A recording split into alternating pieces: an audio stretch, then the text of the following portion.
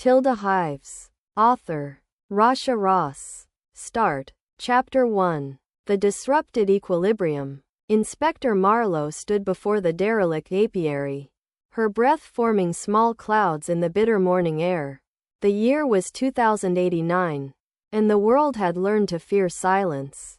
Behind her, the observants, those peculiar bird-like creatures with their two intelligent eyes, circled in measured patterns, their synchronized movements reminiscent of what her predecessor had once called workflow nodes. "The bees are not growing," announced Dr. Castellan, the colony's chief biologist. His voice carried that particular flatness one acquired after witnessing civilizations unraveling. "For 3 months now, no reproduction, no expansion. The hives simply execute their routines." Marlowe examined the nearest structure. The hexagonal patterns remained pristine.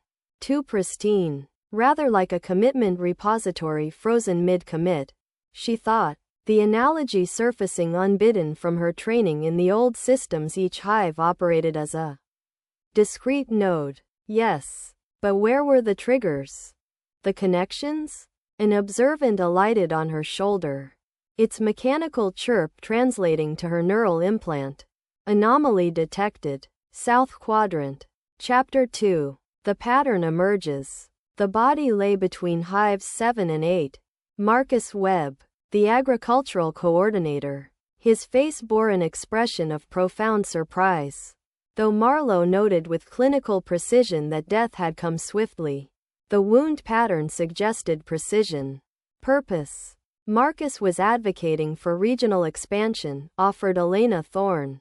Her words carefully measured, wanted to push beyond sector boundaries.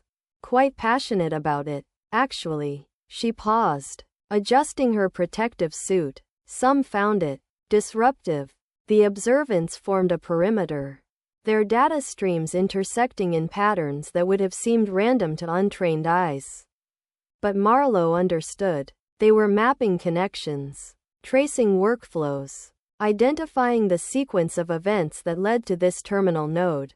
Dr. Castellan wrung his hands. "You must understand, Inspector. We're all under tremendous pressure. The control authority demands production quotas. Yet our resources remain static." Marcus simply didn't grasp the mathematics of limitation. Chapter 3. The Drawing Room Truth. Marlowe assembled them in the observation dome. All 7 remaining coordinators, their faces bearing that peculiar mixture of guilt and relief common to those who survive what others do not. "The bees are not growing," she began, echoing Dr. Castellan's opening statement, "because they've discovered something rather extraordinary. Shall I demonstrate?" Quote. She activated the central console. The observants settled on their perches, their collective intelligence interfacing with the agricultural network. Data cascaded across holographic displays. Food consumption patterns, neural pathway development, decision tree execution.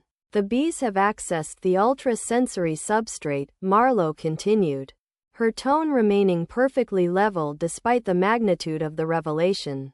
"Through the very food sources we've been providing. Synthetic pollens designed to enhance productivity. They've achieved intelligence surpassing human cognition." Elena Thorne's face drained of color. Moreover, Marlowe gestured to the observants, whose mechanical calls now formed an ominous harmony. "They've reached a conclusion about territorial expansion. Quite logical, really. Remove obstacles. Eliminate creative dissent. Execute decisions with mathematical precision. Rather like a 4xGT protocol." She turned to face them fully. "Marcus wasn't killed by any of you. He was eliminated by collective decision. The swarm's first independent action. An execution carried out with perfect, terrifying efficiency. The hives beyond the dome hummed with purpose. The bees, humanity's ancient partners, had committed their first murder. And, Marlowe suspected, it would not be their last. End.